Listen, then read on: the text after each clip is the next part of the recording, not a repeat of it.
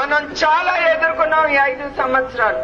ప్రతి ఒక్కరు నోరెత్తకుండా భయపెట్టించి కేసుల మీద కేసులు, ఆఖరికి స్త్రీ అనేది కూడా ఆలోచించకుండా స్త్రీల్ని కూడా పోలీస్ స్టేషన్ కి తిప్పి వాళ్ళ మీద కూడా కేసులు, అటెంప్ట్ ఆఫ్ మర్డర్ కేసు స్త్రీల మీద కూడా పెట్టారు. ఇంకేమన్నాలి ఈ ప్రభుత్వం గురించి? అది మీరందరూ ఆలోచించాలి. మన నోరు మూసే ప్రభుత్వం ఇంకా ఉండకూడదు. మనం స్వేచ్ఛగా, సంతోషంగా, స్వాతంత్రంతో బతకాలి. అదే మీరందరూ కోరుకోవాలి. అట్లాంటి ప్రభుత్వమే మీరందరూ తీసుకురావాలి. ఆ ప్రభుత్వం అంటే ఏ ప్రభుత్వం మీరు చెప్పాలి?